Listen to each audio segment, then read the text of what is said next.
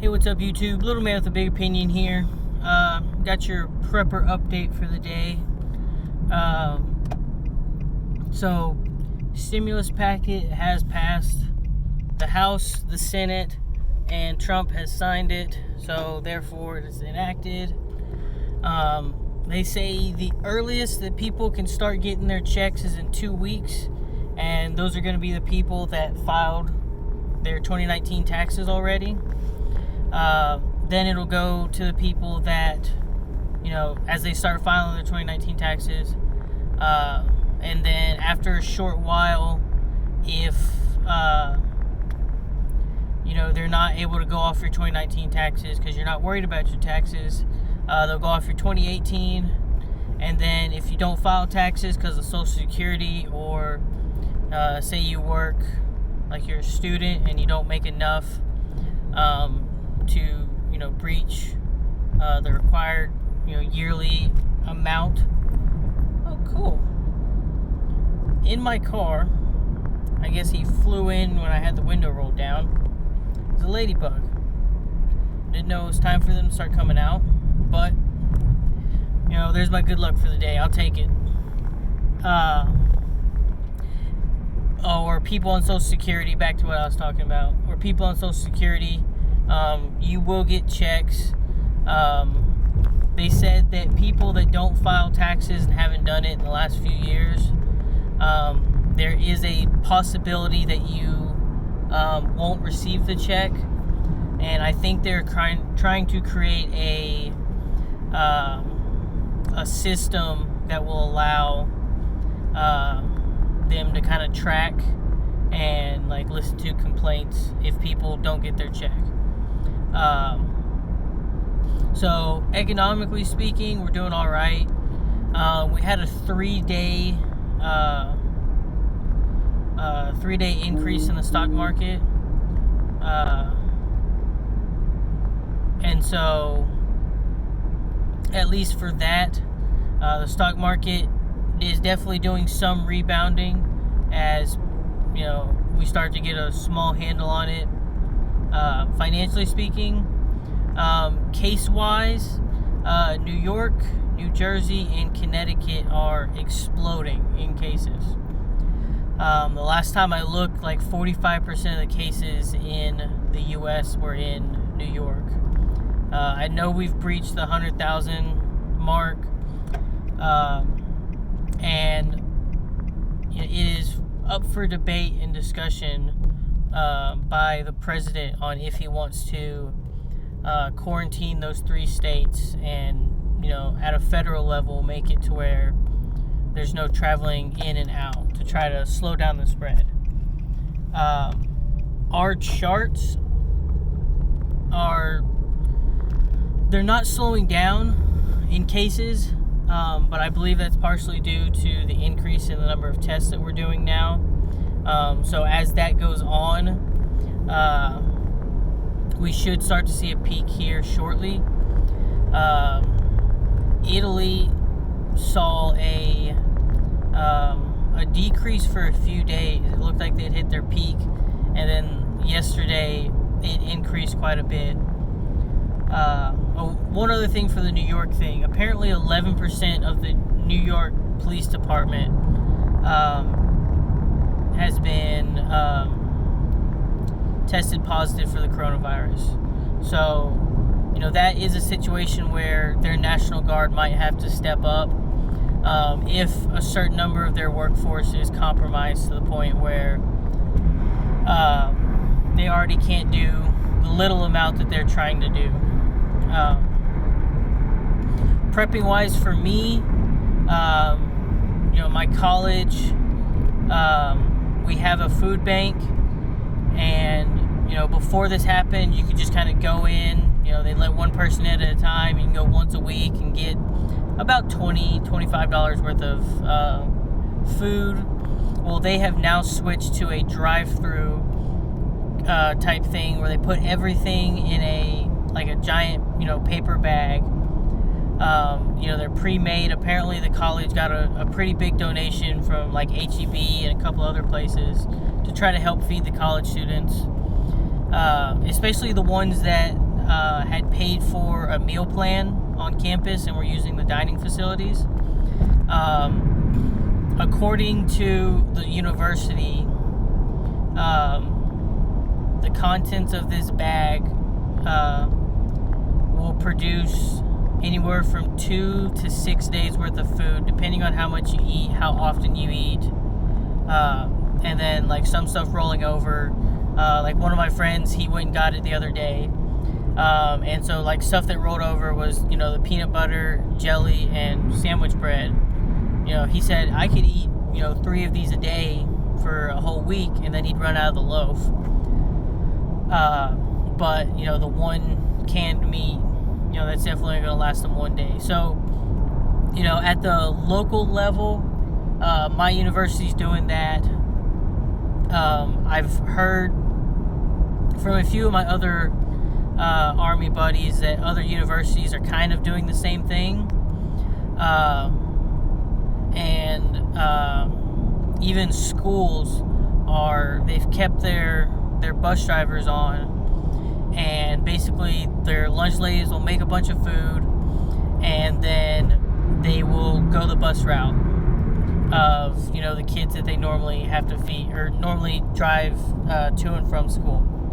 And I've even heard some schools say, like, even if you didn't go to this school, like, you know, if you're within our school district, then you can receive the food. And so there's definitely local level support. At the state level, back to one more thing for the local level. The city of Corpus Christi and Nueces County has enacted a shelter in place. You're only supposed to leave if you got to go to work, which is what I'm doing. For grocery shopping and like going to the doctor and stuff. They also have said you can leave and go to the beach, but they do have the beach patrol is out, and you have to park 100 feet away from other people, and you still can't have groups of 10 or more. So they haven't closed beaches, which, I mean, okay. Pretty big accident over there. But they haven't closed beaches, and they have said that you can, you know, travel and go see family and stuff like that. But, you know, they strongly suggest don't do that kind of stuff. And they're not, you know, they're not stopping people and asking for like your work permission slip kind of thing. I know in Travis County, where my mom and dad works, their works have given them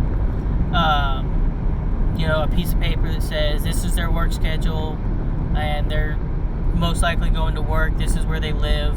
Because at least for my dad, he drives like an hour and 10 minutes to work every day. So, I mean, he goes through like 2 counties to get to work. And so they've stepped it up in like Austin, Houston, and Dallas. Those are the 3 main, in San Antonio. Those are the main cities that I've seen the work permission slips actually being looked for. Which also sucks because, you know, the probable cause in this situation is people are supposed to be home. You know, we're going to pull them over to make sure they're not just, you know, enjoying life kind of thing. And so on that same note of the cops kind of can pull anyone over for any reason now. You know, before, you know, you had to go over the white line so many times, or you had to go a mile over the speed limit to create a reason for them to pull you over. They're also not, you know, taking people to jail for, you know, nonviolent crimes, and, you know, almost every misdemeanor is not being, you know, taken to jail. You get your ticket, they tell you to go. And several, you know, prisons and jails and counties and stuff have started to release their non-violent, misdemeanor people. You might have been there for, a 60-day stint or something. And they're releasing them so that prison populations don't just create a giant cesspool for the virus. So in Texas, at our level, the governor has still not done a statewide shelter-in-place issue. And I think he's doing it to try to protect the economy. But also, the last time they asked him why he didn't do it, we had over 200 counties that had no cases at all. And most of the counties that had cases had already issued their own shelter-in-places. So he didn't want to, blanket the state until I think he has to. So at the state level, they have said, hey, if you don't have to go anywhere, stay home. Please don't clog the system and, travel and kind of spread this more than it has to spread. And then I already talked about the federal level. Stimulus checks are coming. Time to get a new AR. I'm going to put it, at least half of it towards prepping. And then the rest will go back into savings for the next rainy day event. But other than that, I forget which prepping channel I was watching. They posted a video yesterday, and I really liked the message that they had. The thing was like 2 minutes and 36 seconds long. It was Southern Prepper. That's it. And it was him and one of his friends, and they live on a homestead.